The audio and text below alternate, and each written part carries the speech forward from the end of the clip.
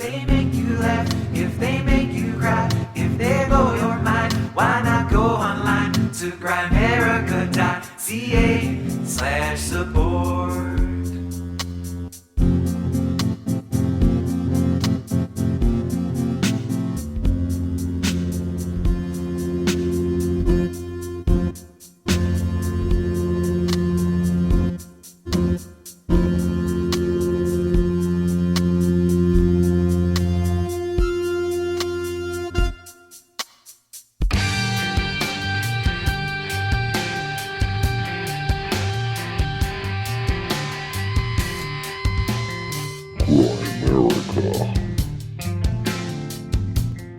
You know, the red pill takes you down the rabbit hole, and the blue pill makes you just forget about everything and go back to the, frustrated way of living.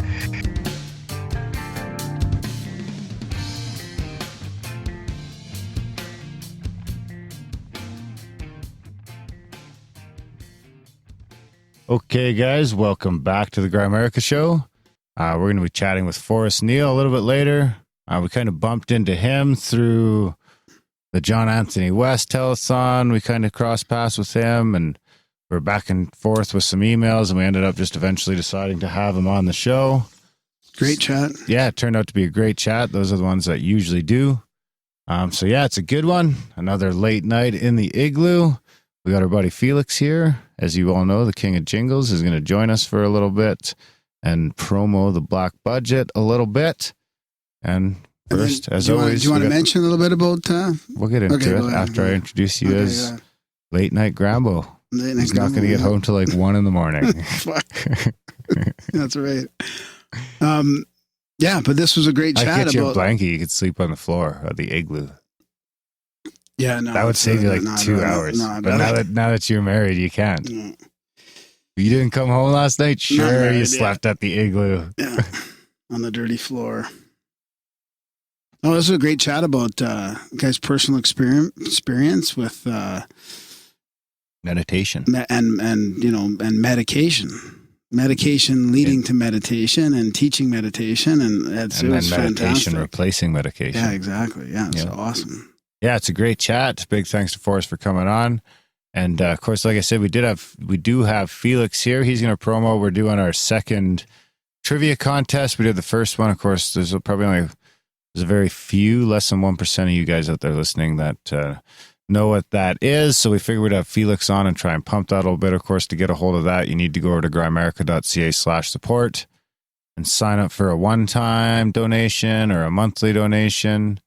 And do that. You'll get access to the Black Budget feed. I think we just published like the 16th or 17th episode in there. And we're going to be recording the second game 2 of the trivia contest since we beat Cruzin with Steak, and they haven't stopped bitching about it. So we decided we would make it best of 3. We're going to really spank them this time. Yeah. No more fucking around this time. We're just going to fucking hammer it down. No more taking it easy on these Yankees. And once fucking Michael finds a co-host, we'll challenge them as well. Yeah. Yeah. We actually have people lined up to challenge, so we have to win. Yeah. Or actually, even if we lose, we're still taking on the the next people. So yeah, but the Black Budget helps, or the donations help. We don't want to go to ads here, right? We don't want to do we don't want to do ads. Like we don't want to do paywalls. Yeah. We just want to keep on chugging along with our vow of poverty, and hope that if you guys keep coming along, a few more people every month seem to be jumping on board as they catch up with the extra content, and the extra content is building up. I mean, there is a bunch of people who steal it, but that's okay too. I'm sure they have their reasons. It's okay to steal bread to feed your starving family. So anyway, we do have the one and only Felix Trebek here, also known as the King of Jingles. And I think he's had the outro music for the last 3 months, 4 months? You're pretty much just the outro music guy now. Which is easier because it makes us less likely to get in trouble down the road. Like I give you guys permission for the songs, right? That's right. I saved an email someplace. You got proof? I got proof. Yes, I wanted to talk about the Leopardy part 2. About, like you said, this is best 2 out of 3. It turned into you guys versus Cruzin with Steak. Did you get your package yet? I did not. I thought that would be coming sometime He today. doesn't believe me now. I bet he doesn't believe me. Nobody does. He's going to get the Nobody dose. So does. this is what happened. I sent him, I felt bad because I just couldn't find the other one anywhere. And I had actually hoped that I'd sent it and he was just going to show up at his house. So I packed up another one. I put extra stuff in it, mailed it. Next day I cleaned my truck. It's on Found the the floor. old one. So I just mailed it too. Did you put some belly button lint in there? Better. It's a surprise. Better. Yeah. Do you have like one of those? Do you have like one of those blacklight things? Blacklight to like Like the see. CSI body No. fluid detector thing. No. Use that. There's a secret message. Oh, okay. All right, sounds good. So yeah, best 2 out of 3 for Leopardy. So again, somehow, some way, you guys roped me into doing the trivia for you guys. So I'll curate the questions for you guys, and a lot of times I try to think like, is this a question someone would be able to answer? Would you guys be able to answer these questions? So I curate the questions. All right, there's going to be. I'm pulling out all the stops. There might be some different types of topics that we talk or that you guys have to answer. Might be a little bit of mathematics in this one, so you might have to get pow. You might have to get some pencil and paper out, that kind of thing. Beauty. And, I'm interested to see how this is going to evolve. And I don't know if you want to. Would you want to sample kind of our brain? What's this little interlude song that we play for? Do you have that on hand at all? I could test out with like a little quick question with you guys, just kind of warm you guys up. Let's do that. You guys ready? Yeah. Random. Ready. This is completely random. This is for Graham. Okay. What was the first animated film nominated for the Academy Award as Best Picture? I'll read it again. What was the first animated film nominated for the Academy Award as Best Picture? Toy Story. Jesus. You got the music to cue the music? I do. You better not have been looking that up. I wasn't. I was trying to find the music because I realized it wasn't on the jingle board, and the file's kind of big, so I'm stalling. Oh, Let me see. It's almost. I could just give you the answer and then do another one. No, here it comes. I got to pretend like you're thinking. Not Googling. You're not supposed to be Googling. All right, you already answered it. Wrongo. Answer is Beauty and the Beast.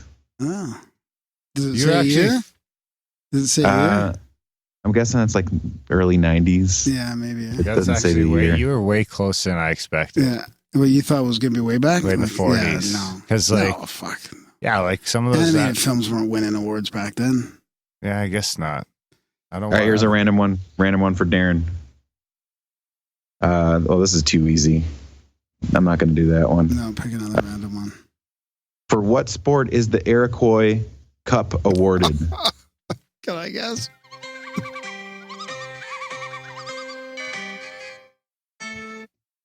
The answer is lacrosse. Oh, you got it. Nice. I would have got that too. There's a little taste of how the Leopardy tends to go. Yeah, I wouldn't have known that. I knew. Well, it. I'm an Indian. I should I know. knew it, yeah. Well, we play a lot of lacrosse up here. We all growing up playing hockey and lacrosse. All right. Yeah. That's Makes sense. that's a little taste of it. And then the Cruzin mistake guys would go wrong and they would get it wrong. I was going to say scalp hunting or something like that, but That's pretty racist. We have a couple other little side rules that we do for Leopardy, which you have to tune in to kind of find them out. And then I figured, a lot of your guys' black budget content is kind of on the serious side, so I thought this would be kind of something to lighten up the mood in there. Trivia. You guys having fun testing your brains? Absolutely. It turned out great. And it was a blast to record. We had some pretty good feedback on it. We've got some challenges out of it. So I think it'll be a fun evolution. We'll keep it going. Of course, this episode is going to come out on Friday. So, and then People hear about it we're doing this Sunday, right? Yeah. So by Sunday. like right around the time you're finishing this episode up, you could be listening to Leopardy Part 1 and 2. yeah, that's a Back good to point. back. Yeah. Not to mention, there's also some videos to go along with these, some private YouTube videos that you get the URL for as well, so you can watch the videos or listen to it. And all for whatever, head over to grimerica.ca/support. For any Sign donation, up for monthly, anything. any monthly, any one-time donation, and we'll send you the link, and you can get in on some trivia. It's a fun one. You can be answering along. Do you send the link out on weekends? When we play Michael, we're probably going to lose because Michael said he answered every question correctly. So we got to watch out for him. He's a sleeper. I tend to exaggerate, though. As we're reading the questions, you're like you're yelling at your phone with the answers. You fucking idiots. How do you not know this one? Well, Michael can be our call a friend this time, maybe. That's right. We could probably, or do we have to keep failed? No, I don't think so. Yeah. He might be at camp a designated. now. Yeah, he is. He is in camp now. So he'd be hit and miss. Last time he was updating his fucking phone when we needed him. Yeah. Okay. So. So one other thing, you gotta put a leash on James Nation if he's in the studio next time.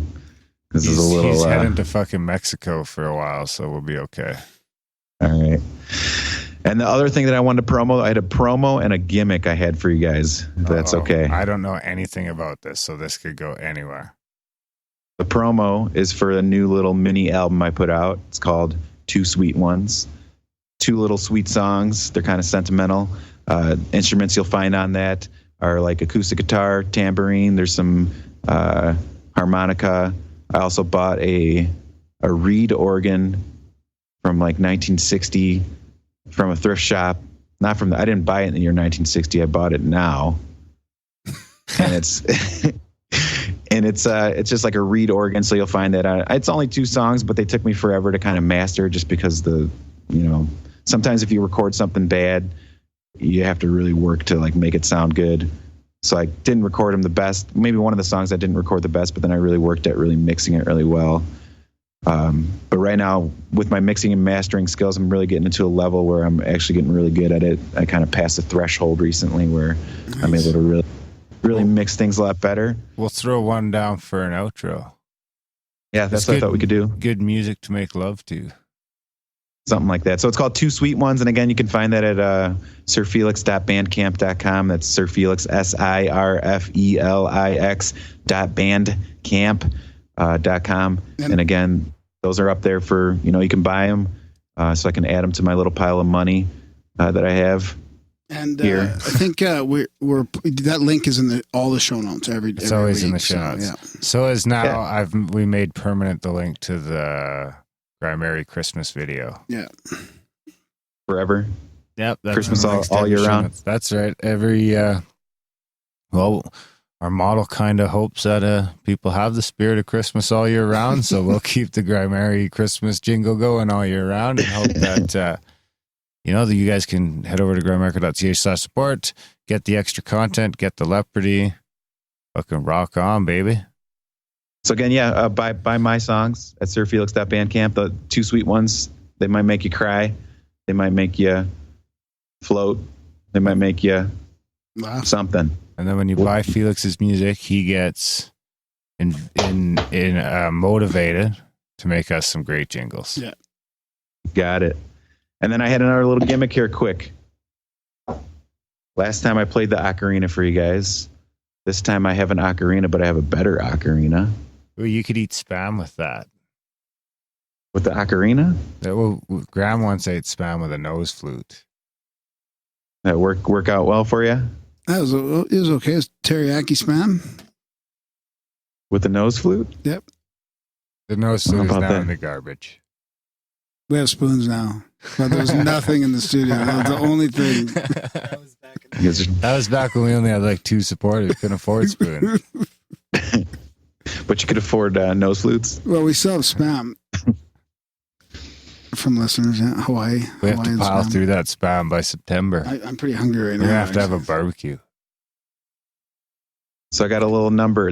I can read a little backstory about the song after I play it, but I just thought I'd play it. It's a little quick little ditty. It's an English folk song called Country Gardens. Ooh, I like it. There's a kind of funny little backstory. I read about it, and I thought I'd fill you guys in so you can have something to go along with the song. What do you think about that? Sounds fucking lovely. Go for it, buddy. All right, don't turn your guys' mics down so you can hear me, but don't mess things up. All right, here we go. It's called Country Gardens. It's a real quick one. Here we go.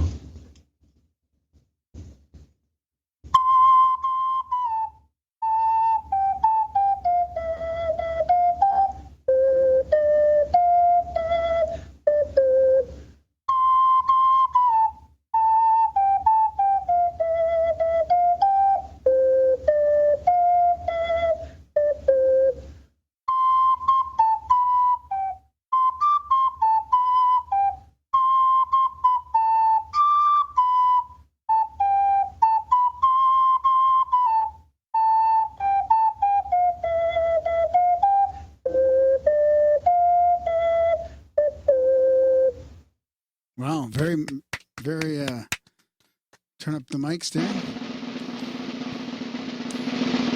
I hit the wrong jingle.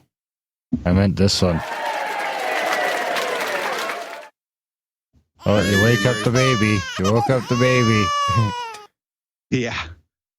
So it's a clay ocarina, so it's got a little bit of better sound to it. Yeah, it sounds good. I like it. Yeah, really nice. Thank you. On the first of the year, I played my plastic ocarina at a recital for some senior citizens. And what happens is that it's plastic, and the condensation builds up in it real easy. So you can't hit the high notes. Some of the notes you're not able to hit. Yeah. So I played for these senior citizens, and I couldn't hit any of the high notes, and so it would just like squeak because it was really warm in this room I played in. But this one, I think it absorbs the condensation a lot better. So I can. It sounded like I was at a medieval fair. I felt like I was in that'd be a good one medieval to be like, fair, dancing around with ribbons and stuff, and like knights in shining armor. There's knights with shining armor everywhere, and Graham's dancing around with ribbons. Graham chainmail lived in a Monty Python film. Yeah. Dancing around with ribbons. Yeah. Right. Real quick. This is kind of a longer little write up, but I thought I'd read it so you can have something to go with the song. Oh yeah, that's right. Absolutely, we do. No, you can stick around. We'll jump into the other stuff too. You stick around for the whole thing if you want. Sure. Or you can hang out or go to sleep. Okay, he's going to read it right now. Yeah. Yeah. You guys ready? Okay. Good. All right. So, beloved of Morris dancers and school orchestras, Country Gardens is an English folk tune collected by Ralph Vaughan Williams' friend, the musicologist Cecil Sharp. Australian composer Percy Granger famously arranged it for piano in 1918, and the best-known version with the lyrics sung was by Jimmy Rogers as English Country Garden, which reached number 5 on the UK singles chart in 1962. All right, this is where it gets into the good stuff here. George Percy Granger, and it shows when he was born and when he died. He died in 1961. He was born in 1882. Yeah, it's a long life. Was an Australian-born composer and pianist who worked under the stage name of Percy Aldridge Granger. A striking-looking lad with blue eyes and brilliant orange hair, Granger gave his first public performance on the piano at the age of 12, and critics hailed him as a prodigy. Granger and his domineering and possessive mother, with whom he had a very close relationship, moved to London in 1901. Encouraged by his friend Edvard Grieg, he took an interest in English folk music and, with the help of a wax cylinder recorder, persuaded the locals to sing their rural songs for him, which he proceeded to arrange. This is the good stuff here. Granger moved to the United States at the outbreak of World War I in 1914 due to pressure to enlist in the military, and lived there for the rest of his life. Whilst there, he arranged the English folk song Country Gardens, the one that I played, as a birthday gift for his beloved mother. It became his biggest success, selling more than 40,000 copies a year in the U.S. alone. By 1925, Granger was extremely rich and wildly famous.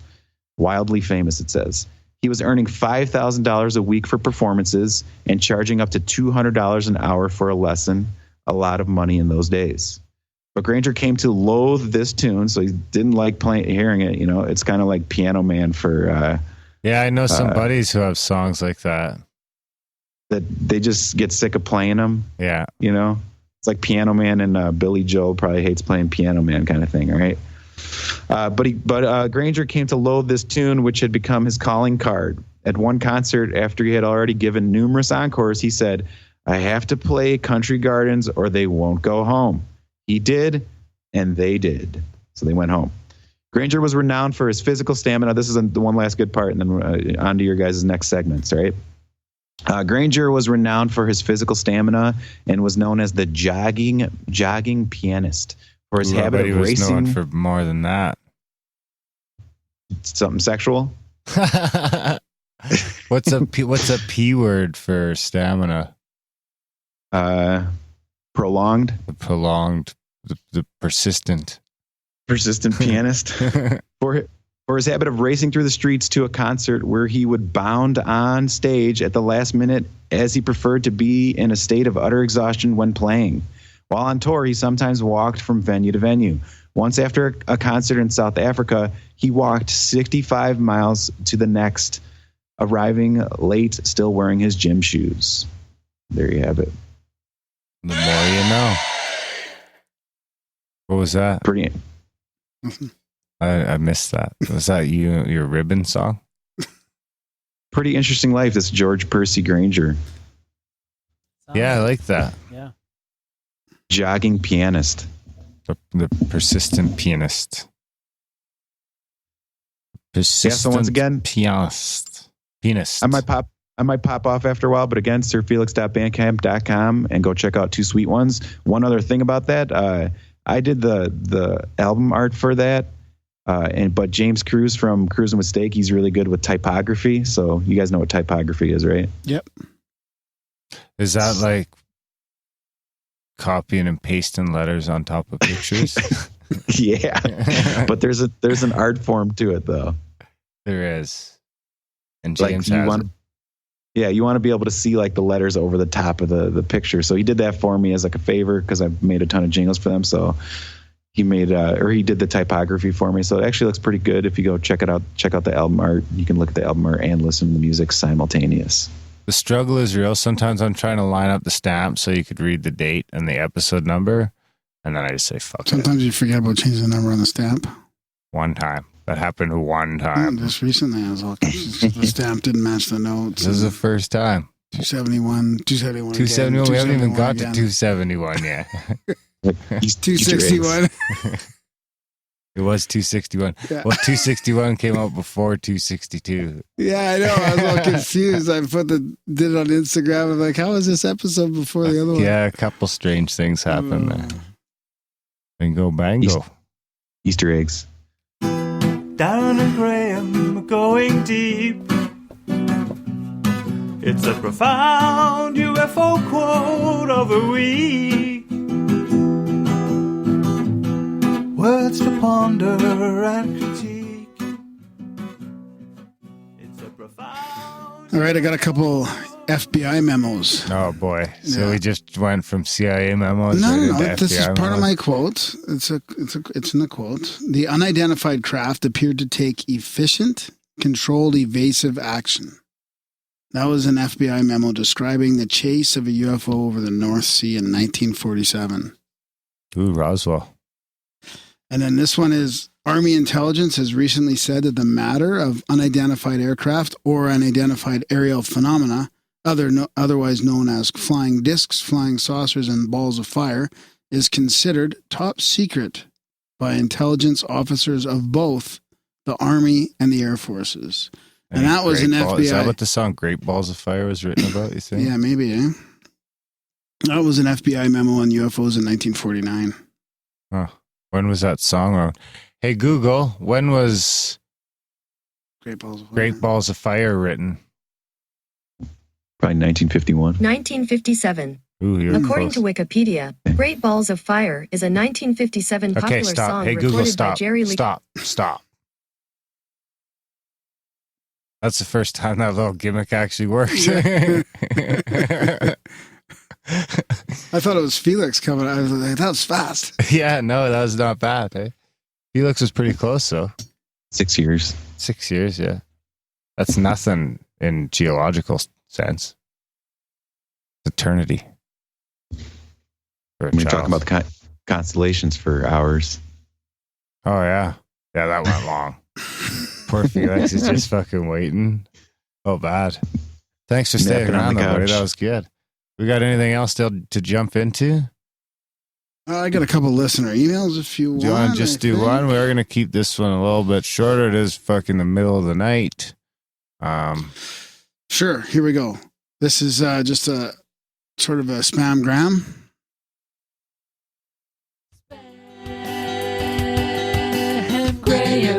Graham.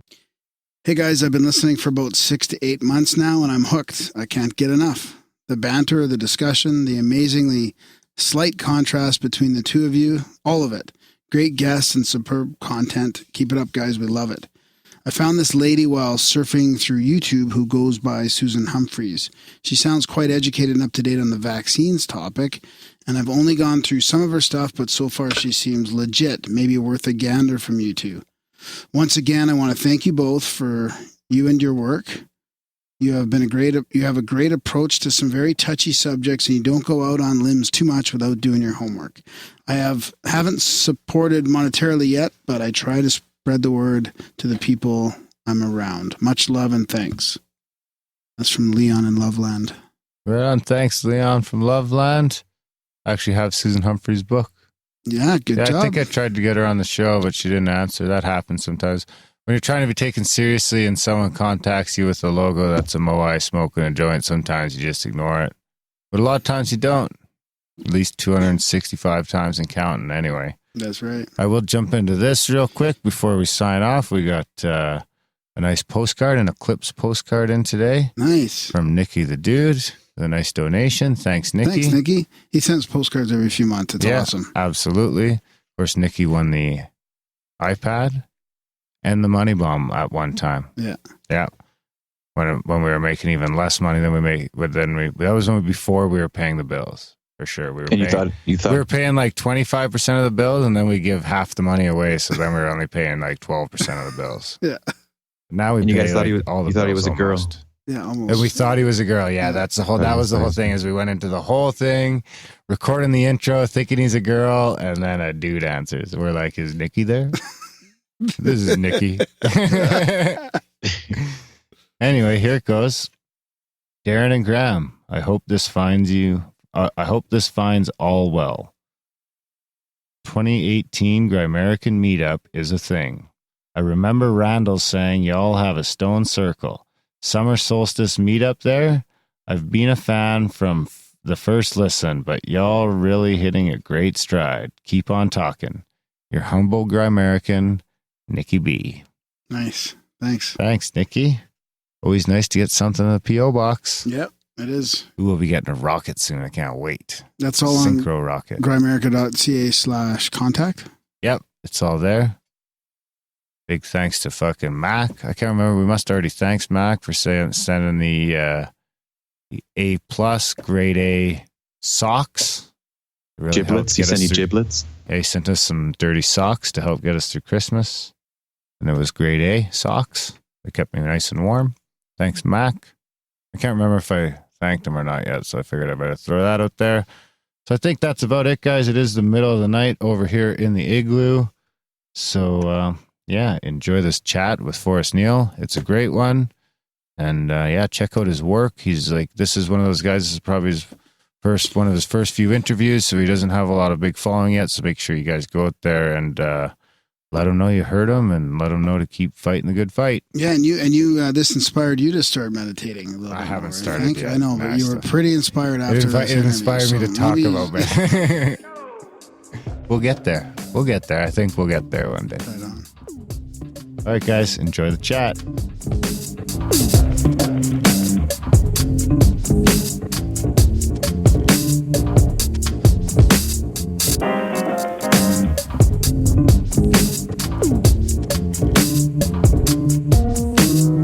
I want to play you another recording. Really? Yes. Really? Yes. Yes. Yes. I want to play you another recording.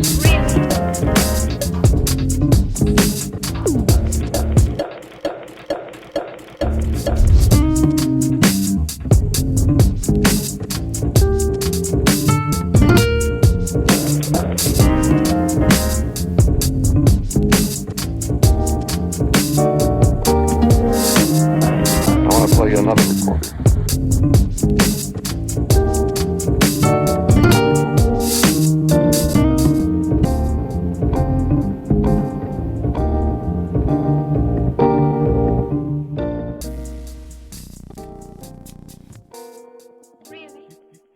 All right, tonight we've got Forrest Neal here. He's a best-selling author, a speaker, a volunteer meditation coach at the Meditation Center of Alabama. He's been collaborating with professionals in the medical community, doing lectures at universities, and he's written a couple books, and he's really sort of tying this whole thing together, the benefits of meditation. I wanted to actually read the book title, The Power of Meditation, Zen Guide to Relieving Stress and Living a Peaceful Life. I feel like this is a really important topic, and it's always good to talk about it. No matter how much I learn about it, I can't really articulate the benefits of meditation. So it'd be good to hear some more of this. Welcome to the show. Thanks again so much, guys. I greatly appreciate it, and I'm very much looking forward to presenting some pretty cool information to you guys. Yeah, well, that's cool. We decided to do video, and we'll have a chat with you first, and we'll ask a few questions, and then we can get into your presentation. So, Darren, what do you want to start off with here? A little bit of background on the meditation, how we got into meditation, stuff like that? Yeah, it sounds like a pretty good spot. All righty. All right. So I got into meditation. It's a bit of a story, but I'm going to make it a little speedy for you guys. I was diagnosed with ADHD when I was 7 and at 17, and I was prescribed a lot of medications to allow me to focus and relax while I'm in class instead of being like a hyperactive kid. So throughout my life, I have been, taking these ADHD medications. I've been taking, the most popular ones like Adderall and Vyvanse, and any ones that you can name. I guarantee I've tried it, and I've taken, the highest dosages. And at one point in time, I was actually prescribed the strongest ADHD medication, and I was prescribed to take it 3 times a day. Is this back in the 90s, would you say, or? Yes. Well, I just turned 23. So I was first prescribed, I guess it would be like early 2000 maybe, or 2001. But again, like I said, I was diagnosed again at 17. So this is sort of, this is sort of happening, now, it's something that a lot of people are dealing with right now. But so, like I said, I was prescribed the strongest medication, and I was prescribed to take it 3 times a day, which when you take it 3 times a day, breakfast, lunch, and dinner, you don't feel like yourself. I mean, you obviously don't, because you're on a drug. And for you to every day for several months at a time constantly be in an altered state of consciousness because of these stimulants, it really takes a toll on your mental and physical health. I mean, I lost 40 pounds in 4 months when I was in high school, and I just mentally felt like I wasn't going anywhere with these drugs. It seemed like they were almost like a superpower at first, because I felt really good when I was taking them, but afterwards the come down was just like it would make taking the medication almost like not even worth it, because you're just so cranky and in a bad mood. And like I said, I'm dealing with this 3 times a day, every day for months at a time. And it just got to a point where I knew I needed to figure something out, or else I would be hospitalized for all of the side effects that I was experiencing with the medications. So I started looking into healthy and natural techniques that could help me to support and replace eventually my ADHD medication use. And that's whenever I met the lead instructor here at the meditation center. And I'll have a few slides to go over this a little bit more to show you guys. But her name is Dr. Nina, and she's a psychiatrist. And she sort of specializes in helping people in my circumstance where I'm like overprescribed and I'm looking for a way out.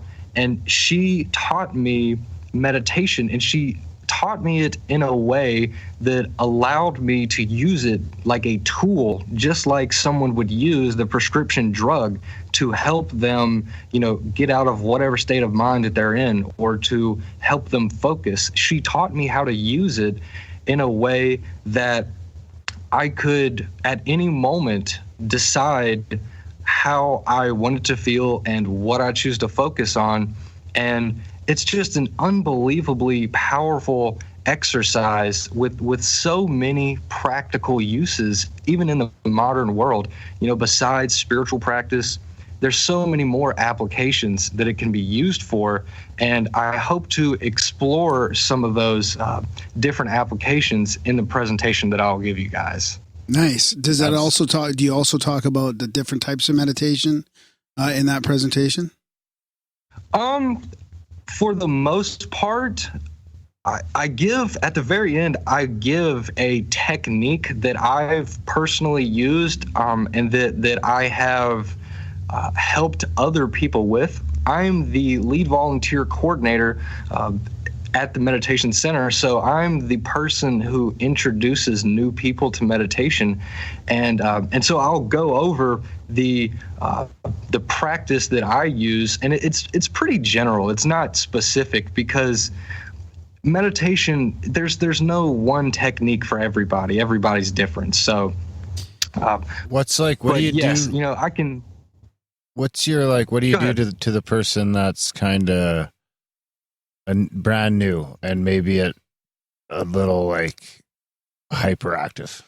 Not hyperactive physically so much, but are you hyperactive? Are you trying not to talk about physically, yourself? but mentally. If Darren walked into the room, what would you do? All right. Well, these are great questions. Because you're essentially asking me to help somebody who is in my situation, because I was that guy who you're talking about.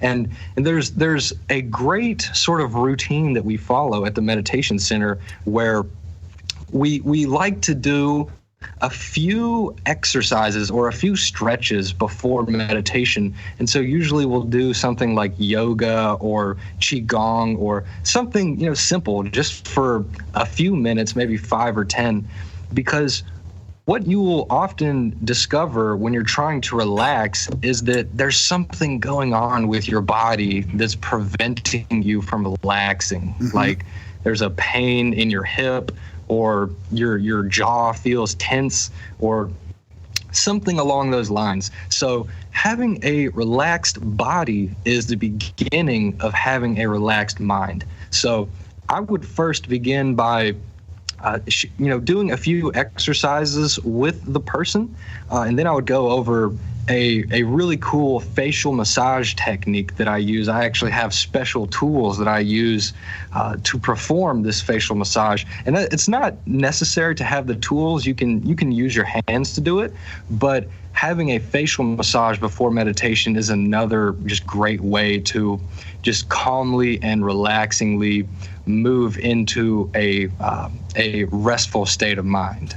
Oh, that's kind of like having a hot shower. Because whenever I have a shower, I'll sit there and just let the hot water I have a spot on the back of my neck, and then I'll go right in my face and just. And it reminds me of the Monroe Institute. Yeah. The Monroe Institute, all those famous meditation CDs in the HemiSync and all that. They'd really get you to do that body. I can't remember what it's called, the 10 plus, or and they've been doing this for decades, where they get you to relax your body to that level 10 or whatever, and then your mind is set for relaxation. Yes, it's really it's something that I do for every meditation. And one thing about it is that once you have practiced meditation enough, you can sort of skip the exercises, but especially for a beginner, I would say that's definitely something that someone must do in order to give yourself the best chance of having a relaxing experience. Go ahead and just do some stretches, and then move into the meditation.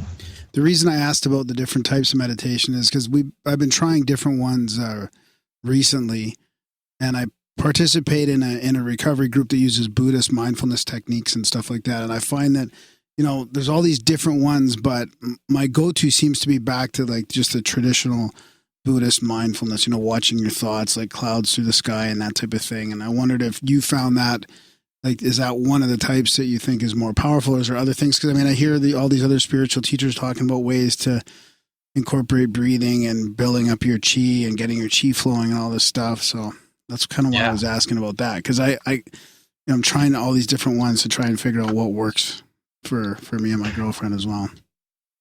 Oh, absolutely. You know, something very interesting. I actually went on a meditation retreat for 2 weeks this last summer, and I was taught by a monk named Venerable Nicholas, and this is for the Dhammakaya tradition of Buddhism. And he has a PhD, but one of the very interesting things that he did was that he sort of gave us a personality test that was based on Myers-Briggs. And from the personality test, he was able to individually, for each person, give them a meditation technique, such as focusing on breathing versus focusing on a mantra versus focusing on just simply observing what's going on around you. And it's different for everybody. So, and I'm going to talk a little about him in this presentation, but, you know, I really think that there are meditation techniques such as Vipassana, and that one's a pretty popular one that, you know, people talk about. But, you know, for beginners, I was told by Venerable Nicholas, and I agree with it, that Vipassana is a high-level meditation that it's sort of difficult for a beginner to pick up. But what we like to do is just make it as simple as possible and just relax as much as you can. Just focus on relaxing. And then the meditation part comes in when you notice that you're no longer relaxing and that your mind has wandered off into different places. Maybe you are, you know, thinking about something that somebody said to you and it just like hurt your feelings, or, you know, maybe there's a big project that you have to do in the future and it's just causing you a lot of anxiety. We just like to simplify the whole meditative process and just let that stuff go. But when you notice that your mind has wandered off and you've started to think about those things, the noticing part actually is an opportunity where you can make a new decision and begin returning back to your relaxation practice. So that is in a nutshell what we try to do. Just strengthen the ability to notice or to focus your attention so that you're aware when you're no longer focusing on what your original practice was, which in this case, it would be meditation. That's awesome. I like that idea. Because when I'm in there at the beginning of a meditation, I'm trying to relax. I think I'm relaxing and I'm really not, because you can always go deeper. I swear you can always go, like, just let everything go. Breathe into it, this softer, deeper. There's a joke in there, but I'll leave it on the table. Yeah, no, it really is weird. You think you're relaxing, but you can always get more relaxed. Or for me, anyways. Absolutely. No, maybe absolutely. That'll be like my New Year's resolution is I'll try it out. Well, I'm eager to start to take a look at this presentation. Okay, good. Let's do it. All right, very good. So we'll probably lose sight of you because we're gonna have to watch your screen. So. Too bad, because you're a handsome fella. So wave goodbye. We'll pop back on with see you later, guys. With a bit more Forrest before we say goodbye. So that maybe I'll change this screen up a little bit too. Bear with me, guys. My YouTube skills are slowly getting better, but they're not quite there yet. So we have the option of a full screen presentation, or we could let's do this one here. We'll do the little igloo oval on the bottom. Okay. All right. Let me know whenever you are ready to begin. I think, yeah, we're ready to rock. Ready, James? All right. Ready. Okay. So this is a powerful meditation technique that we can all use in our daily lives. And I'm talking about people in the modern world. I'm talking about, you know, everyday people like you and me, where we're driving in our cars and, you know, occasionally somebody will cut us off and we will get really mad and we'll yell some words at them. These are meditation techniques that anybody can use. And these are meditation techniques that can allow you to have a level of success with whatever you choose to focus your meditation on to an unbelievable level. This is, what I would like first for you to do is sort of just imagine the current situation in your life that is causing you the most stress and anxiety. And for most people, it's the workplace, because we have bosses or we have, clients that we have to deal with, or, whatever it is. For most people, it's the workplace, but it could also be like if you're a parent and you're getting your children ready for school in the morning. That's definitely a very stressful time. Or maybe when you're traveling on an airplane or on a boat, a lot of people experience anxiety, during those moments. But what if you could find a way to spend less time in a stressful and exhausted state of mind and more time in a positive and energetic state of mind? And that's essentially what meditation can provide for you in whatever situation that you choose to use it for. So in this presentation, I'm going to share with you guys a little bit of a background about why meditation is important and how we can use it in the modern world. But I'm also going to be sharing with you guys a few different techniques that you could use at the very end that will allow you, if you're a complete beginner, to start off on the right foot. Okay. Perfect.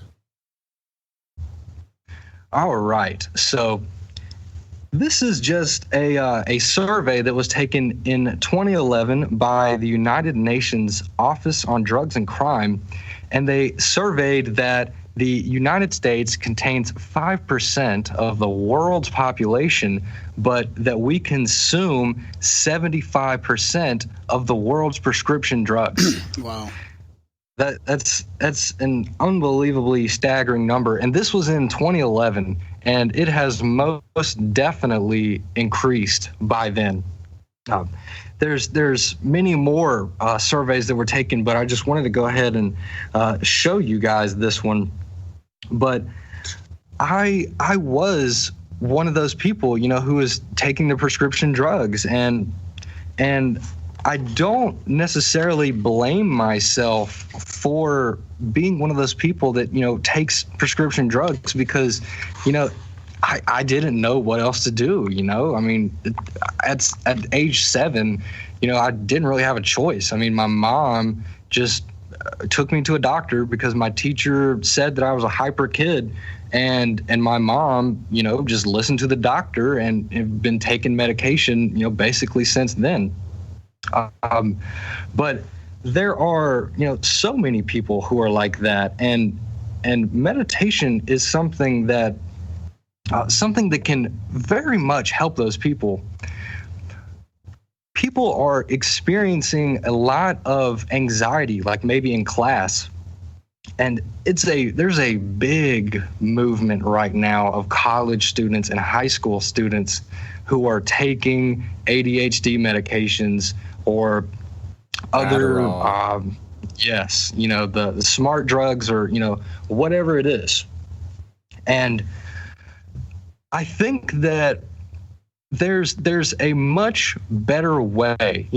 I know there's a much better way because I've personally experienced what it's like to be, this guy on the screen where he's getting an F and he's trying to figure out what he's supposed to do to solve the problem. And, there might even be several people in the class who also are taking, the ADHD meds. And they're telling him, this is what I do, and it's pretty helpful to me. And I'm in no way saying that the ADHD meds don't work. I'm not saying that at all. They do work. But they almost work too well in a way that you begin to become mindless as to the effects they're giving. Yeah, it's like they shut off, So to some extent, it's almost like they shut off being a kid.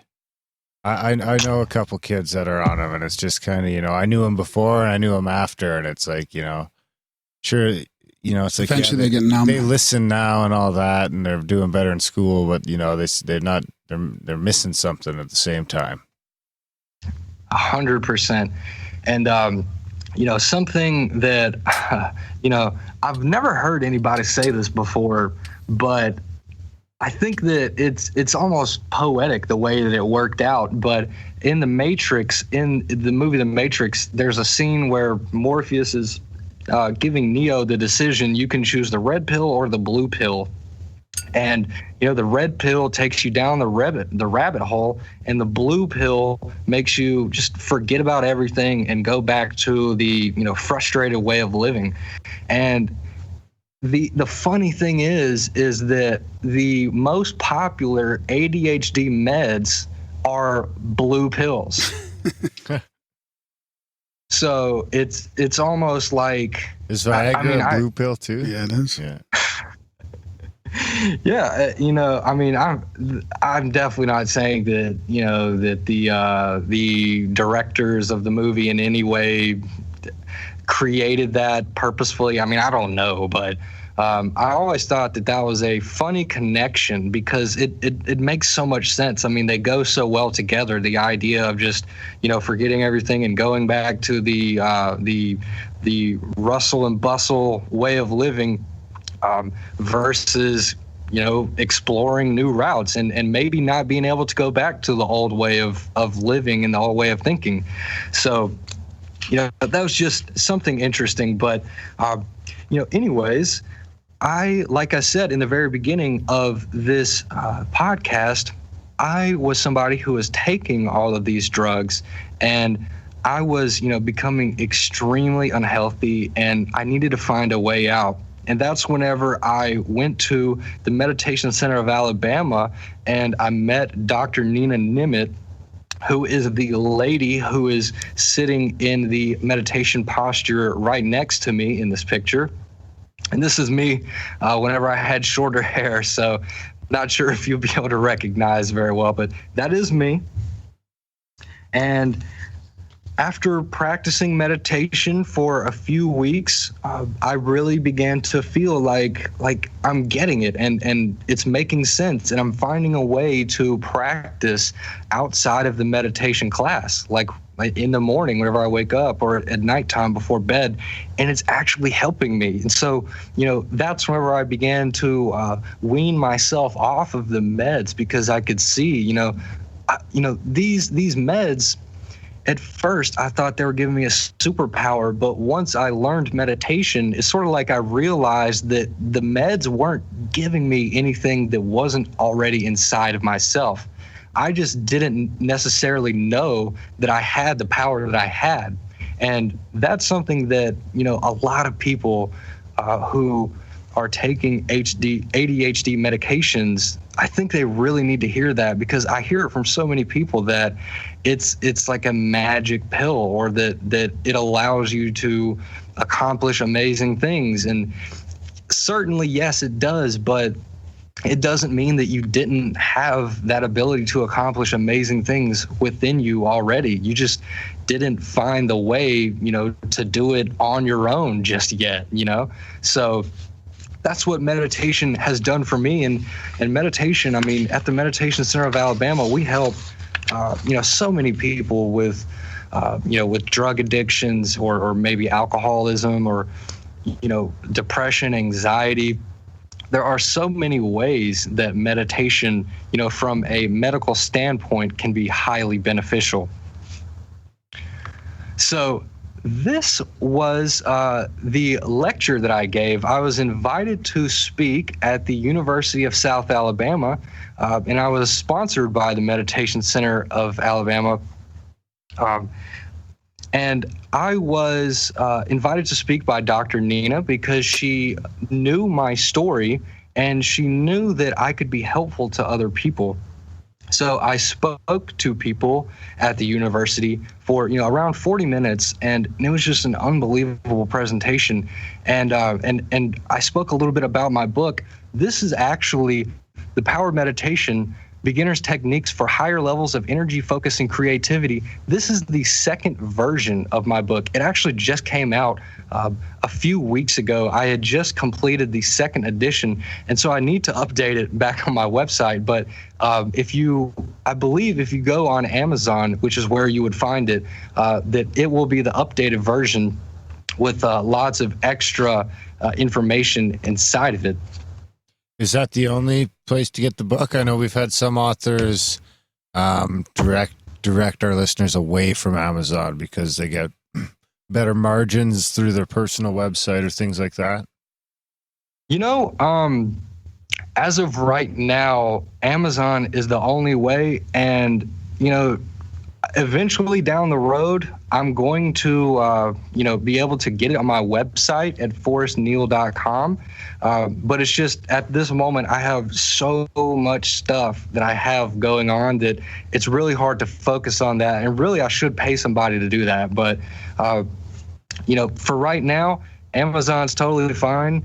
I'm really, I don't want to sound like I'm taking a higher perspective or anything like that. But, the money to me right now isn't really like what I'm focused on. I'm really focused on just sending this information to as many people as possible, however I can do that. And I wrote the book, and that's one way that we can do it. But, many people like podcasts and documentaries and visual and audio stuff. So, that's why I like doing stuff like this, where, I can sort of give people a lot of the info that's in the book, but, maybe in a different way that they prefer listening to it.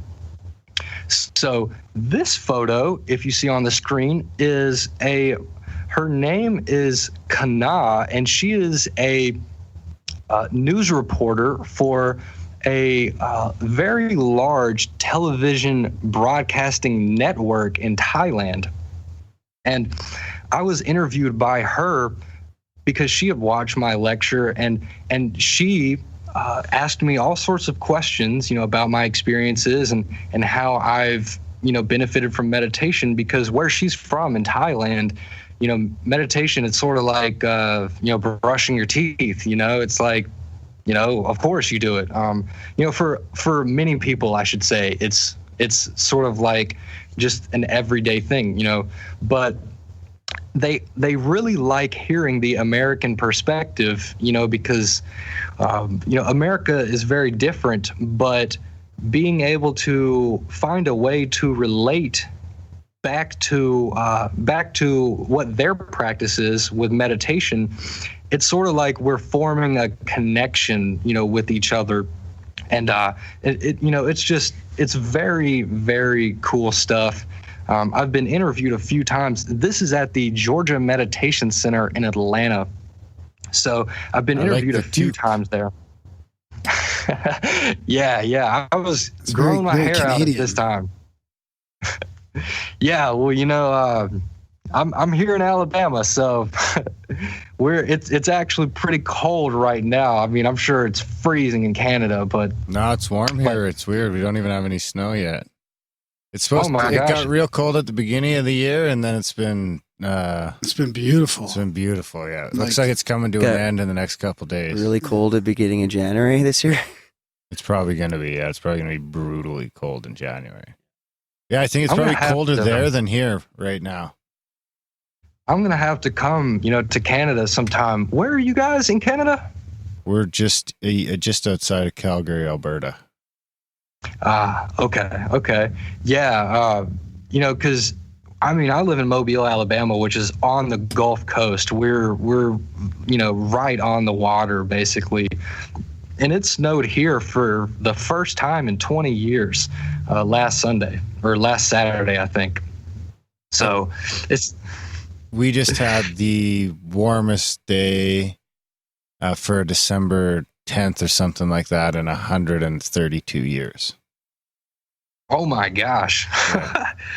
Yeah, which makes you think it's global warming, but I wonder if they were saying that 132 years ago. Who knows? They were, because they knew it was an ice age like 11,000 years ago. Probably back if they then. were celebrating it. Yeah. Yeah, it's probably got something to do with the Earth tilt, or something to do with Graham and Randall's work. I'm sure it's got something to do with them. I thought you were going to say Graham's calves. Yeah, that's what I thought. Graham's calves are blocking out the sun. No, that'd be making it colder. All right, let's change the subject. So do you get any? Did you go through any scientific studies and stuff like that in the book for the book? Actually, in my presentation, which you can watch on my website, my lecture, if you go to forrestneal.com/lectures, you can scroll to the bottom one and you can watch my lecture that I gave. And I did speak about a few studies. There's a study at Harvard that has, basically concluded that meditation actually changes the way that your brain is structured and the way that it functions. It's an unbelievably, important study to come out and to validate the benefits of meditation, and for it to be at such a prestigious university like Harvard, it really sets a standard, or like a big checkpoint for people in the meditation community to share that what we're doing, like we're actually benefiting from it, and there's something to gain from sitting by yourself quietly and just doing nothing for a while. As contrary to belief as that might sound, doing nothing for a little while is actually very helpful. And like I said, through Harvard, there have been studies showing that it changes the way that your brain is wired and how it functions, on a day-to-day basis. And, there's also a guy, I can't remember his name. He was a monk. There will be many people who know his name. It's this is it. It's Matthew Richard, and I believe he was a doctor. He was a scientist, but he became a Buddhist monk and was essentially given the title of being the happiest man alive. And how they came to this idea was that they were measuring his brain waves. I believe it was through an fMRI, or it might have been just through an EEG. But he was able to control the part of his brain that stimulates feelings of peace, relaxation, and happiness in a way that science has never seen before. So he was given the title of the world's happiest man. And, you can totally research stuff on that. That's very, very cool stuff. That sounds like a pretty good title to have. Sometimes I feel like the world's happiest man. I have moments. Yeah. Yes, we all do. For those moments, we are certainly. But so very recently, I gave a meditation workshop where Dr. Nina and I collaborated. So for me, this is one of the biggest steps for validating my personal message, because to have somebody like her who's putting her name next to me and we're both speaking, it really is. It's very helpful whenever you can share that that you work with doctors and that you give presentations, universities, and it just sounds like you really care about what you're studying, and that you have put a lot of effort into it, and that you're trying to make it as legitimate as possible, and that's what I really wanted to do, because there's a lot of spiritual cloud behind meditation, and there's a lot of, woo-woo stuff. But I really needed to collaborate with someone who is a medical professional so that I could show people that you don't have to necessarily do the spiritual practice of meditation to benefit from it in a huge way. There's many other ways. But so we gave the lecture at the University of South Alabama again only a few weeks ago, and we've had great feedback from it. There's How often several. is that? Well, they're not exactly scheduled. Dr. Nina is actually in Thailand right now, and she's on like a 3-week meditation retreat to gain some more training for when she comes back.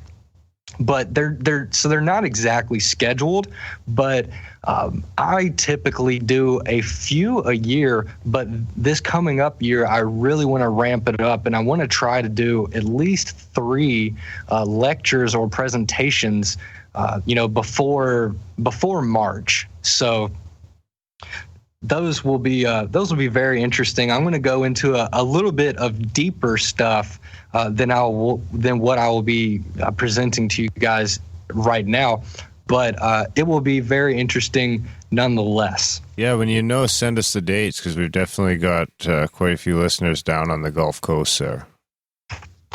That's excellent. Okay, so actually, before you go ahead, I was going to say, that's like my main hang up is like, I'll sit on the couch and watch an episode of Planet Earth for the 50th fucking time while I'm playing on my computer, doing something that, is semi-important, but probably not really that important, messing around with something, Grimerica, or killing time, probably, because I'm too stubborn to go to bed until 11 o'clock. It's like my bedtime, which is probably later than it should be, but yeah, whatever. But for some reason, I just feel like just taking that time to go and do nothing is wasting it. You know what? I was just going to ask him, kind of like, there is a point when you start doing that, you will crave it. You will crave that. It's not like I always crave it, but I've had moments where I just crave that quiet, do nothing time. No. When you have the opportunity to do it, you'll crave it. So I was going to ask, Forrest if he noticed that when he started meditating, like craving that experience of just being quiet and still. I still with do. Nothing going on. And then also I wanted to ask you before you get in this presentation, well, actually I shouldn't distract you too much, but we talk about it in our group. There's a drop after 20 minutes. So they call it the drop, where you kind of sink into a deeper state. And it usually happens between 18 and 22 minutes. Have you guys noticed that as well? I've never gotten anywhere near that. Unless smoking giant joints counts. Hey, that anything that you need to do. No, but I think that it's different for everybody. If you are experienced in meditation, then honestly, that drop that you're talking about, it's almost like it's instantaneous if you are experienced. Okay, so yeah. The moment that you begin meditating, if you are somebody who's been doing it, regularly, it's sort of like just opening and going next door, versus going down the street and, going to some destination, it's just right there. And go ahead. Well, I bet you that relaxation techniques you talked about helps you get to that drop quicker. I bet you that drop is something to do with your body not being relaxed as you start. Absolutely, yes. That definitely does have a lot to do with it. But, as far as like the whole 20 minutes goes, I mean, I would agree with that. I would say that, for the most part, that, during like a guided meditation, 20 minutes is usually the time when the person who's doing the guided meditation will sort of stop talking, and that there will be like a silence. And, usually by that time, most new people, you can see them, they're sort of getting into it. Maybe a few people, not all the way, but 20 minutes is 20 minutes is sort of like a sweet spot where you've allowed yourself to relax away from a lot of the really big stuff that's on your mind. And now, like 20 minutes in, it's sort of just like, the small little details of things that, that are coming to your mind, and I'm obviously, some people may not necessarily know exactly what I'm speaking about, but it's just, during the meditation, the thoughts that come to your mind are, they say a lot about you as a person. And typically, the first thoughts that you have whenever you're trying to relax are the thoughts that are most preventing you from relaxing.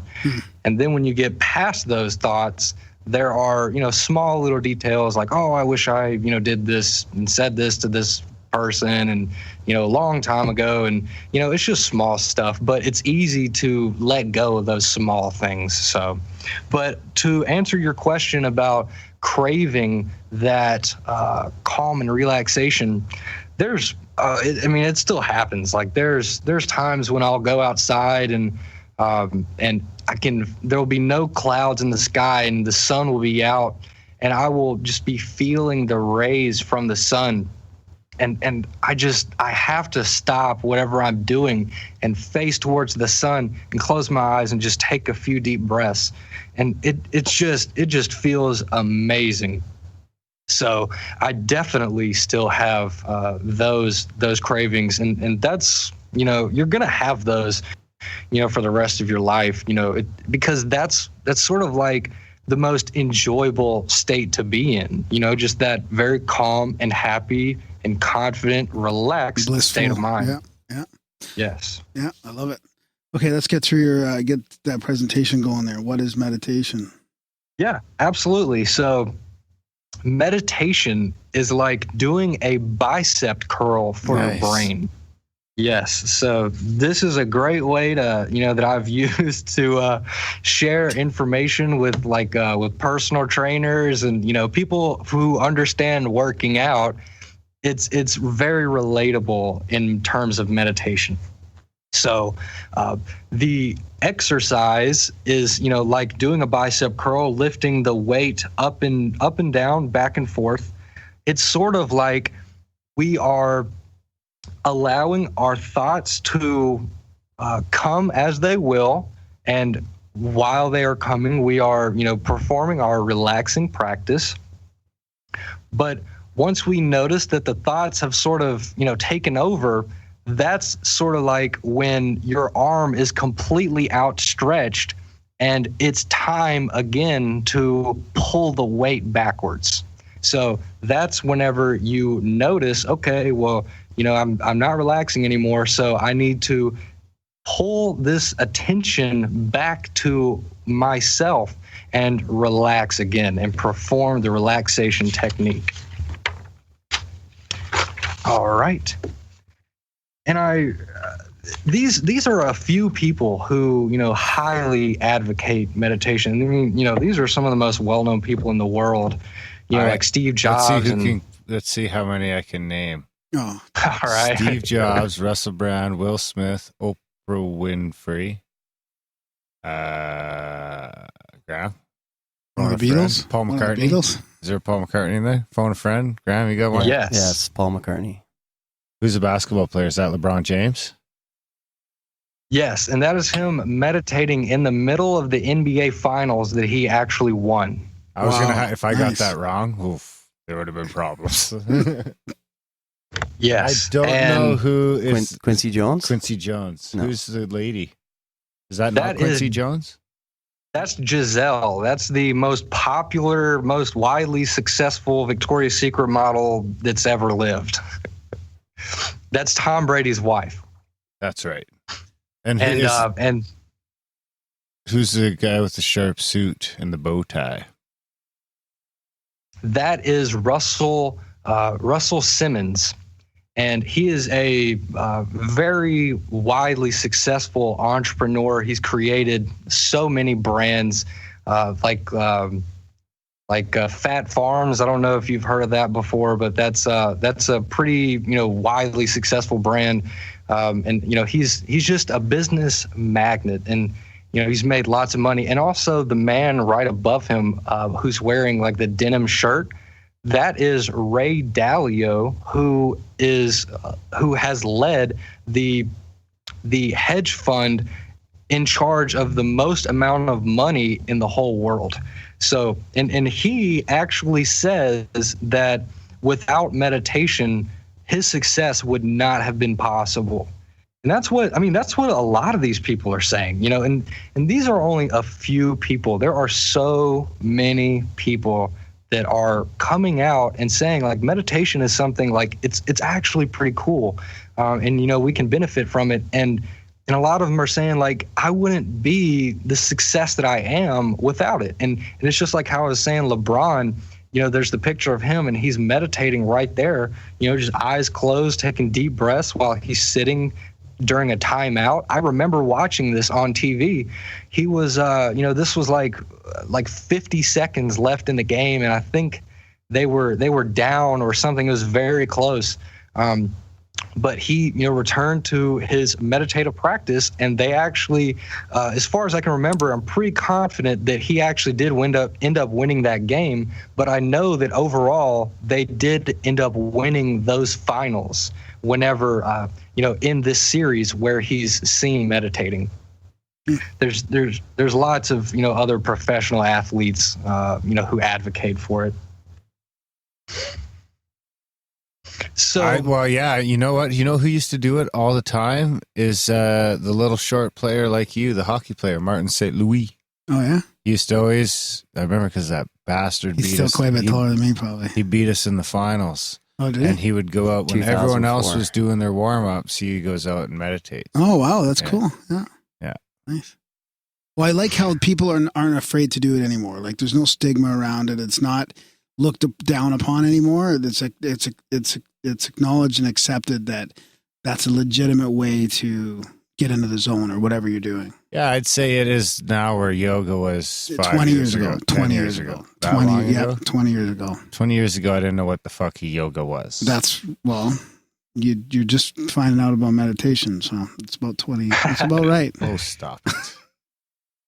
you know, it's actually a great point that you brought up about yoga, because meditation, technically, the half lotus position is a yoga position.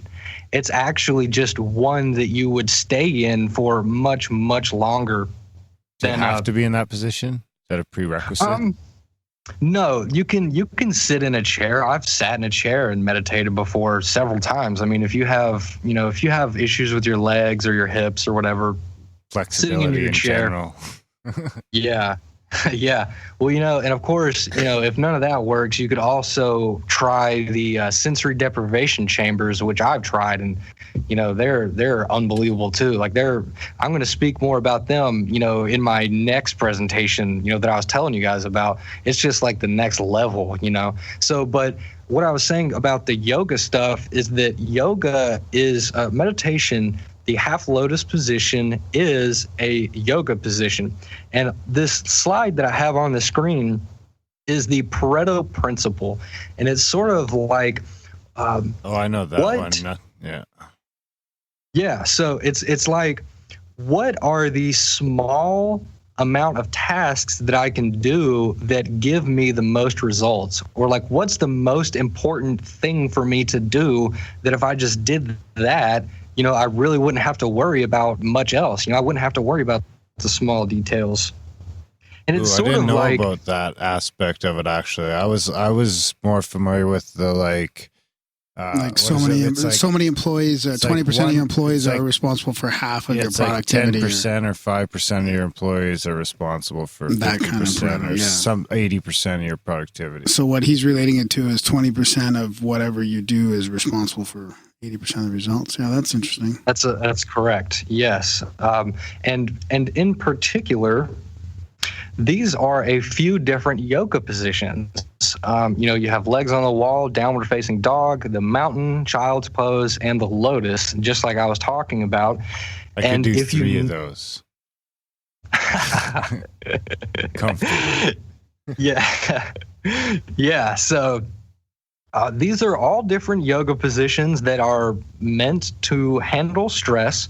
But if you notice, the one that's in the middle is the meditation position. It's the lotus position. It is the 20%. That one position is the greatest thing that you could do to put yourself in a posture where you are in a relaxed state of mind. So That sitting in a wasn't chair. one of them. Yeah. So sitting in a chair, that's it's helpful, but the main difference is blood flow. When you're in the lotus position, your legs are laying on top of one another in a way where blood can flow freely from your brain, through your body to your toes and back without being constricted.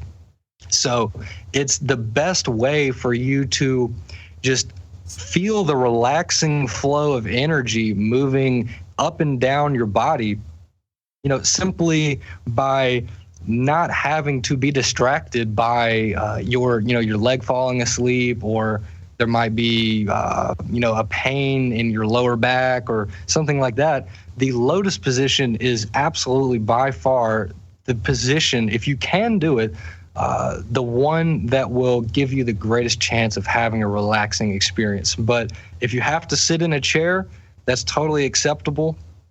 Just try to keep your legs at a 90-degree angle. Don't stretch them out forward or put them under your kneecaps, like towards the bottom of the chair. Just try to put them straight down from where your knees are extended out from the chair. Okay, good to know. I should just really work on my flexibility. All right, so these are just a few. It's really whatever works for you, man. But so these are just some of the benefits, and I'll just go over these very quickly. Meditation can help you to reduce pain and enhance your body's immune system, which I don't know if you guys know who Wim Hof is, but he's done some unbelievable things through meditation to increase his body's immune system. He's been able to fight off viruses that were administered to him through, by researchers. And he was able to fight them off, these viruses, by using meditation techniques. So that's, it's very interesting, and I would highly recommend that you look that guy up. He's a great inspiration for what I do. Didn't he climb Everest in his shorts or something too? Yes, yeah, yes, and he's ran marathons in the desert with no water, and the list just goes on and on for what this guy's accomplished. You should try and do that, girl.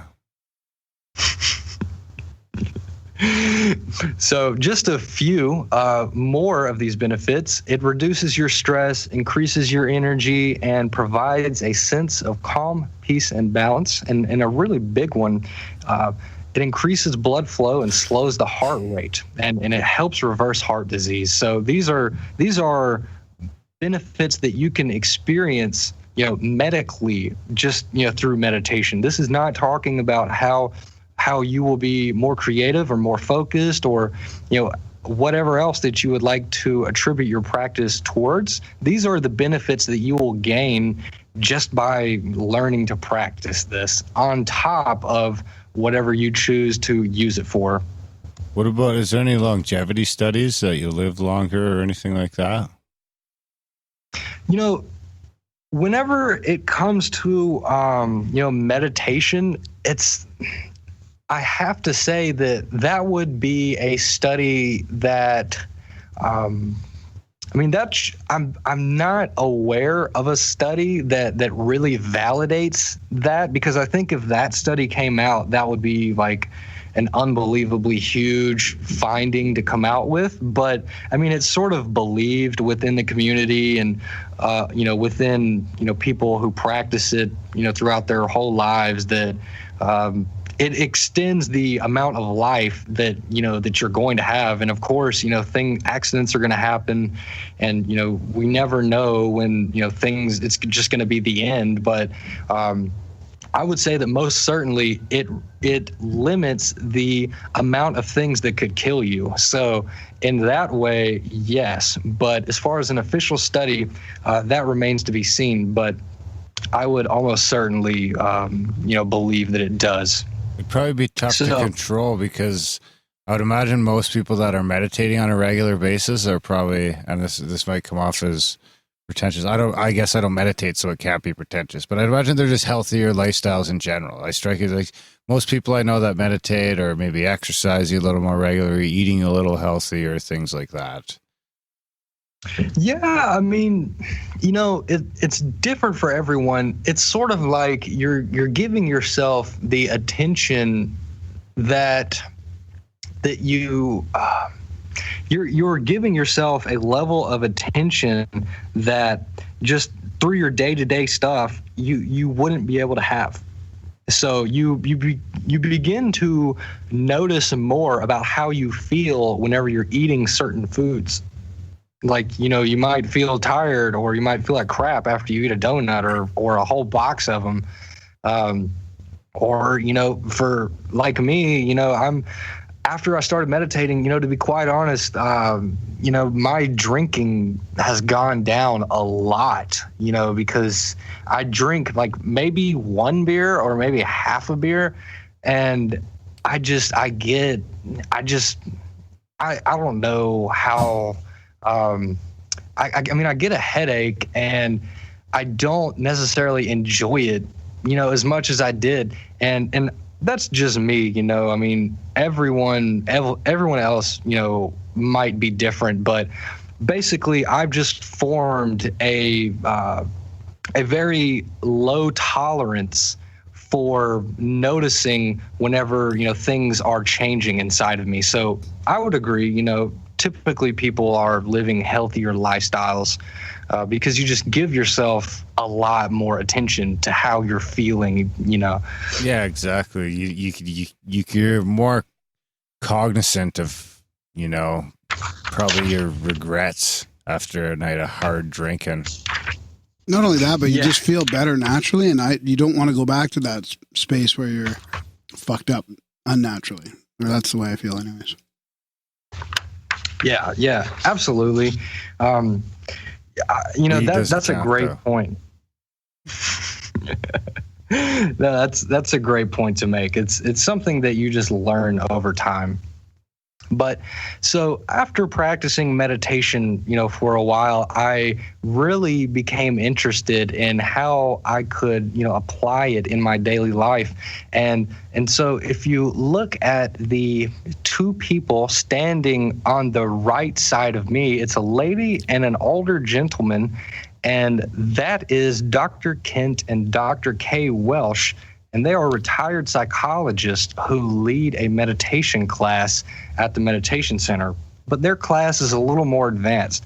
So I began going to their classes, and in their class, got the strange idea that I really want to put to the test my ability to meditate and to relax and be calm and happy at any moment that I want, like literally any moment, like during the middle of a test or during the middle of, the rush hour during, when I was working, at restaurants, or, I wanted to be able to break through all of the chaos that I was surrounded with and find a happy moment of peace, while I'm being surrounded by all that chaos.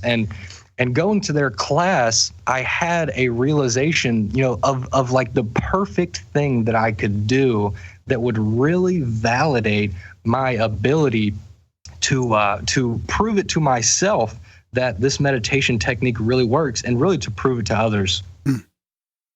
Cool. So I You look very peaceful. Yes. Well, thank you. This is me meditating in the median of the busiest street in Mobile, Alabama. It's called Airport Boulevard. It's like where all the malls are. It's where all the restaurants are, everything. And I would go at the busiest hours, in the median and meditate for, an hour or 2 hours.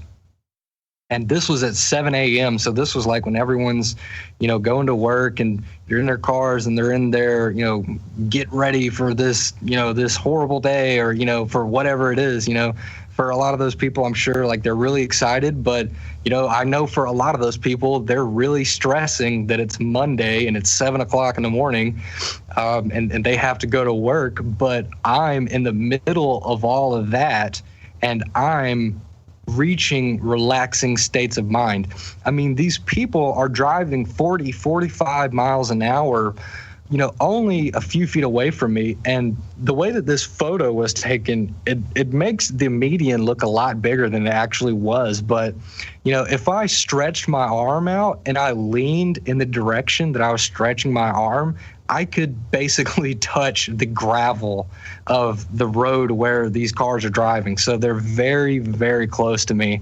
I'm feeling the wind blow off of the car and hit me. And, there's the smells of restaurants in the air, and, people are honking at me and saying things to me, like yelling out of their windows. And compliments mostly, or? Oh, I live in the South, so, I get a lot of, people saying like Jesus saves and lots of stuff that people think, I'm doing something that goes against their beliefs, but it's completely the opposite. I mean, meditation, you could totally incorporate it into Christian beliefs or, whatever beliefs that you have. It's getting closer, to who you really are, and that forms a stronger bond with you and your spiritual practice. But, anyways, I'm distracted by so much surrounding me externally. And there are lots of internal distractions that I have that, we all deal with. Like I was saying earlier, thinking about things that people said to me that make me feel bad, or thinking about what I'm going to, say to my really stressful boss whenever I go to work, later in the day. And, of course, there was also the thought, like, what would the people who know me think if they saw me meditate, for however long in the middle of the street like this? I mean, they sort of, people in the South, meditation is just now breaking out into the South. So this is very new. I mean, so there's a lot of people that I had to worry about, like, who were going to say things to me like, I saw you, sitting in the middle of the street, like, you look like an idiot. What are you doing?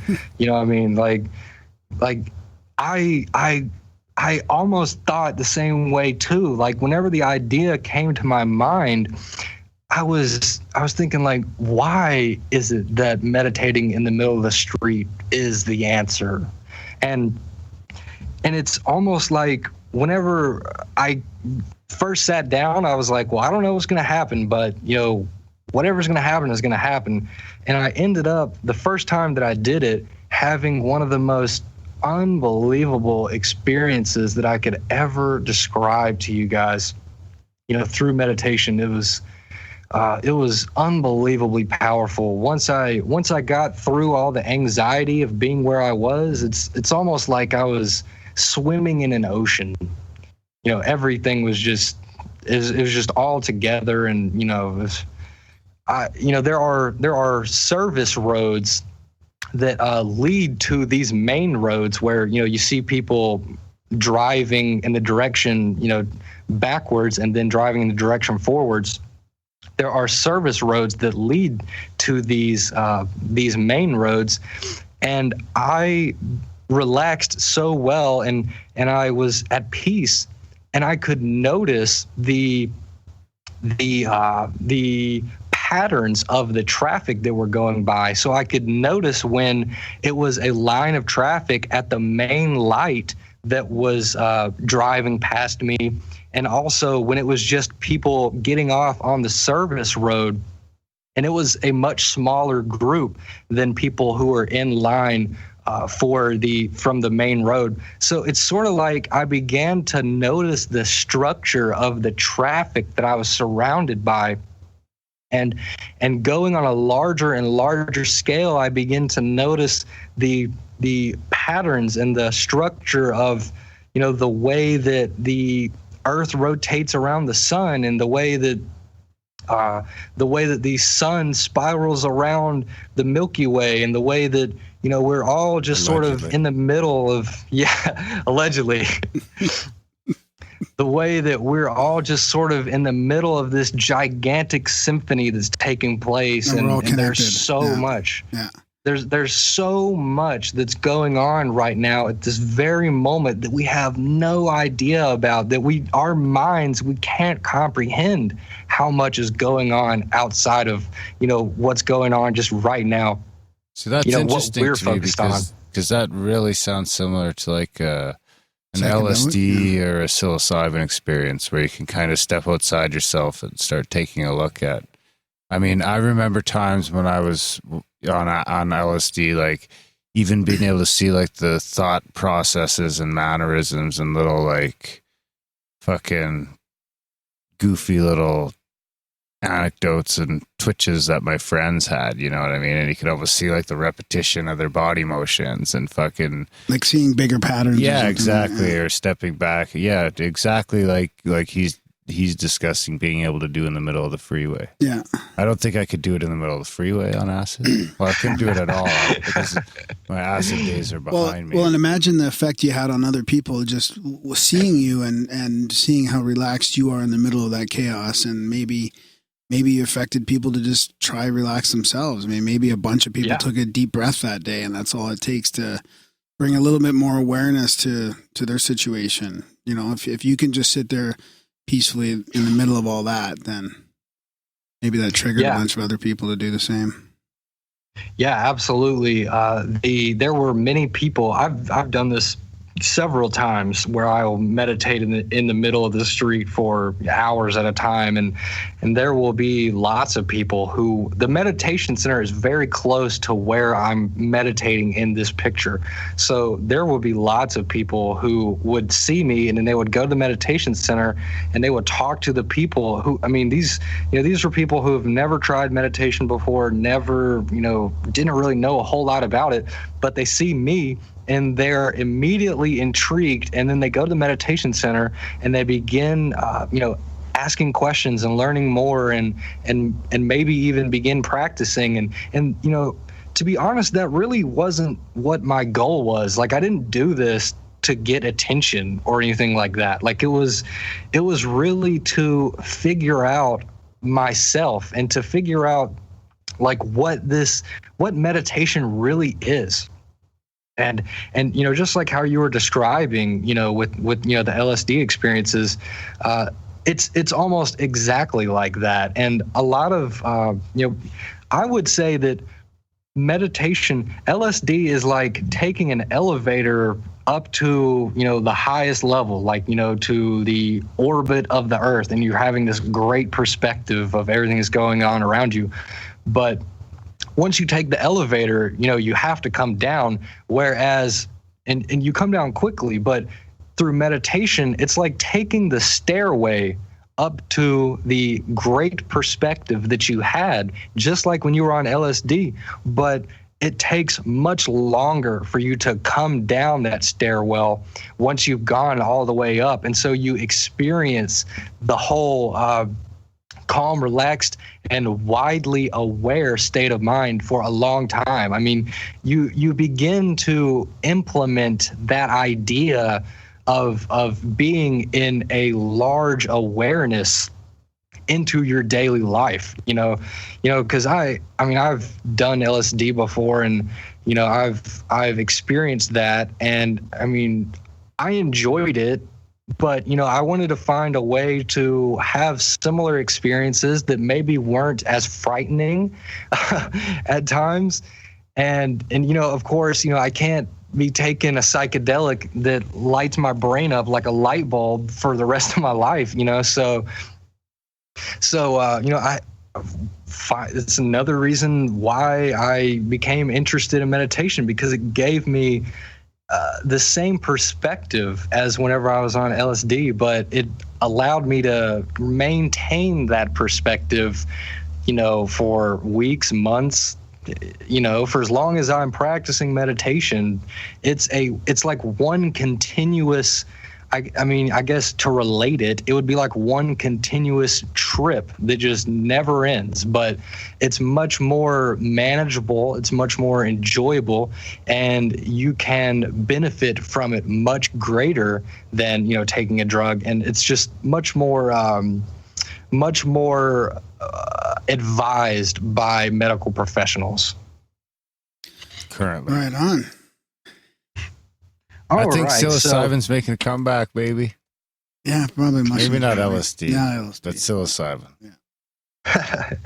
Yeah, absolutely. No, I'm definitely not somebody who wants to shut down the effectiveness of psychedelics, because they have opened up a world to me that would not have been possible without them. But there is certainly a way that you can have a very similar experience without the whole anxiety of the experience, while you're tripping. So I began meditating a lot in the middle of the street, and I wanted to find a way to show other people that this actually works, and that it's not just me fooling myself, and that there's actually something going on in my brain that is different from whenever I'm just in a normal wake state of mind where we're just like having a conversation. I was able to measure my brain waves while I was meditating in the middle of the street. And I was able to do it with a product called the Muse Meditation Brain Sensing Headband. And it's essentially a mobile EEG machine that, like I said, allows you to measure your brain waves. And by putting myself in the extremely chaotic circumstance of sitting in the middle of the street, cars passing by you, smells food in the air, thinking about what people would think if they saw me, all that stuff, I was able to show that in that state, in that circumstance, I was still, for the majority of the time, able to remain in a relaxed and restful state of mind. And so you can see, if you look on these charts, it's divided into three sections: the active state of mind, which is really like the that's probably where I spend most of my day. That's where most people spend most of their day. That is that's generally like when you're having a conversation with somebody, or when you are actively working on something, or just when you're in an active state of mind. And then the other two, yes, contemplating. The other two are the neutral and calm states of mind. And so neutral is sort of like in between, like almost relaxing, but not necessarily at that level just yet. But the calm is where you are definitely in a deep and relaxed state. And if you notice, there are at certain points some pretty big spikes going up and down in the neutral and the calm areas. And this is where people would honk their horns at me, and I would just be shocked up for a second, but then I would immediately go straight back down into a calm and relaxed state of mind. That's really interesting. I'd imagine there's a lot of honks. Well, it depends on the time of day, and whenever whatever people are feeling like. But I think people, the thing is, they like to get as close as they can to me before they honk, because they really want to see me like jump. and I've just gotten to the point where I sort of expect it now, so it will make me sort of have to it will wake me up and make me have to like go back to my practice and relax again. But I don't jump anymore like I once did, and the fact that I'm not jumping whenever a car is like 5 feet away from me going 40 miles an hour and honking their horn at me is like, it's almost like that's not the way things should be. But that just tells you how much I have trained my mind to do these things. And by the way, I'm somebody who supposedly needed ADHD medications in order to function in society like a normal person. I was somebody who this is just to be able to relax. I remember it, just to be able to relax. It was incredibly difficult. I mean, I always needed to be doing something, like always moving, constantly, talking or thinking, or, never a moment of just chilling and just doing nothing. And it was just, go ahead. No. I was just going to say it shows you a good example of how much potential there is with this and a lot of people, right? And healing and there's doctors now getting involved, which is great. I mean, I've heard a couple other doctors trying to get people off of medication through cognitive, stuff and meditation. And, I was just thinking the other day too, a couple of our Reiki teachers here in Calgary, like my Reiki teacher's a doctor, and I know another doctor, psychiatrist who started out in the spiritual type meditation stuff. So there's a real like cross-discipline thing happening here. And I think what you're doing is really important work. Yeah, well, thank you so much. Because it's so meaningful to me to see people who come to meditation class and who have just unbelievable experiences. Like we were talking about the lady before this podcast started. It was a lady who had lots of emotional issues going on with her life. And for very good reasons. I mean, she was a veteran, so she had seen a lot of things. She had a lot of PTSD and anxiety, but she had never come to the meditation center. This was her first time, and this was earlier today. This was like right before this podcast started. So she comes to the meditation class, begins meditating, and towards the end of the meditation, where we're coming back to the aware state of mind, where our eyes are open and we're stretching and we're beginning to stand up, I can hear her whimpering and crying, and I'm thinking like, what's going on? Something really big must be happening. And so she walks up, stands up and walks out of the room. And I thought, like, I mean, did we do something wrong? Or, I really didn't think we did anything wrong, because all we were doing is just sitting around and doing nothing. But I was very interested. I was going to go speak with her after the meditation, but she ended up coming back before the meditation ended. And afterwards, she got everybody in the room's attention. And she just thanked every single person in the room who she really didn't even know. And she thanked them, and she let them know how much of a great experience that she had. And she's got tears rolling down her eyes while she's giving this speech to people. And to help people like that, and to help people who are in a situation it's very similar to mine. It's just unbelievably meaningful work, and I'm so just thankful, for what I do. I want to do this for my life, so I greatly appreciate your kind words. It definitely seems like you found your calling and you're passionate about it. So I'm hoping some of our southern listeners will come and check out one of your seminars. And we'll have to have you back on again, and we can do this again down the road and keep in touch. And unfortunately, we are just about out of time. You know what? That's just fine. I was just about to ask you how we were doing. I wasn't able to get into the meditation techniques, but if you can totally learn about that by going to my website at forrestneal.com. And I have all of my information. I have my lectures, and I have a short little course that you can follow that will, if you're a complete beginner, will allow you to have a great meditation experience. It was all engineered to give somebody who's never practiced before a great experience the first time that they tried it.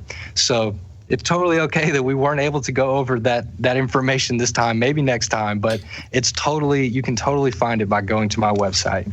Yeah, absolutely. We will, and of course that'll be in the show notes as always. If people just swipe right or whatever they have to do to get to the show notes on their podcast playing app, the link will be right there. And I would definitely like to. This went really well. We should do this again. Yeah, let's do it again down the road. after one of his newer presentations when he includes the sensory deprivation stuff. And we'll get into it again.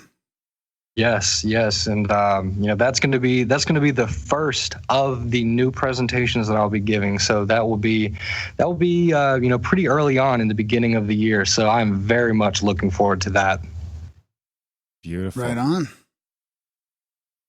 Alrighty, so thanks for coming on. We'll link to everything in the show notes, and you have yourself a good night. All right, thank you so much, guys. You're welcome. Take care. No, thank you. This went great. Like I said, I'd be happy to do this again down the road. Yeah, this was super. Okay, and we'll just say goodbye to everybody. Not only that, hopefully, I'm sure you'll get some emails from some other shows after this as well. So if you don't mind if I share your email with some other hosts, that I'm sure will contact me and try and get in touch with you. Absolutely, yes. You can totally do that. Perfect. Okay, well, awesome. Thanks, Forrest. Thanks for coming on the show. And what's that, Graham? The YouTube? Yeah. I'll shut that down after. Yeah. I've lost my cursor on the bottom screen, though.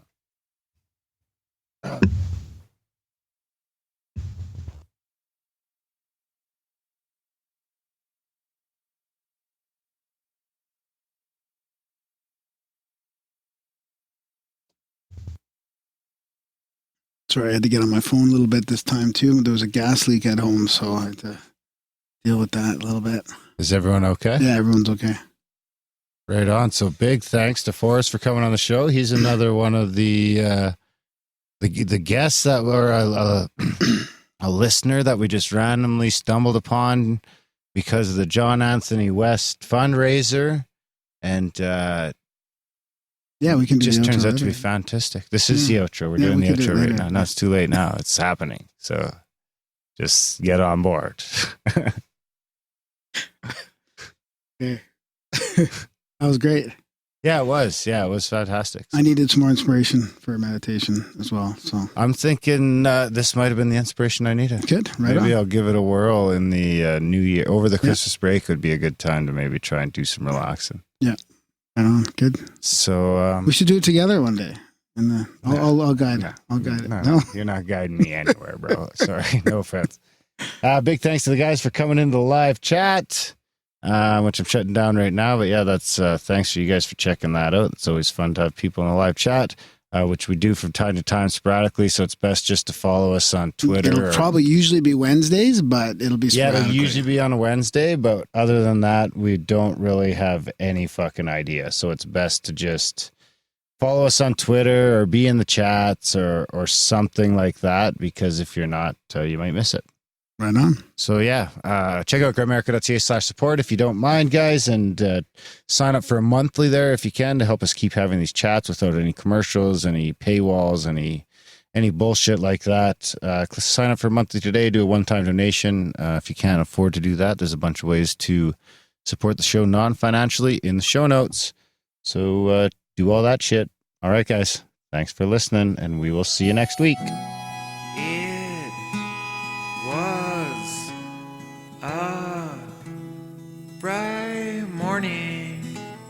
I fell asleep on your lap. Your baby belly was kicking and twitching. Consider me the luckiest man alive. Consider me the luckiest man alive. I'm gonna send out a prayer for our baby, also the downtrodden. those who feel like they've hit the bottom. God, please let their lives blossom and bloom. Give me a good sign. Don't make a liar out of me. When I say it'll all be fine, it's a divine prophecy for all men to see.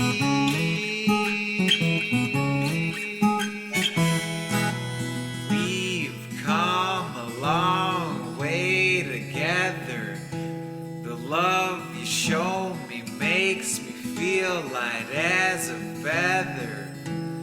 Be it a poetic moment, let's let this last forever, forever, forever.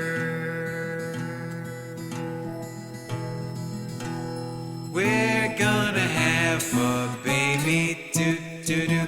We're gonna have a baby, do-do-do. We're gonna have a baby, do-do-do. We're gonna have a baby, do-do-do. We're gonna have a baby, do-do-do. We're gonna have a baby, do-do-do. We're gonna have a little baby boy.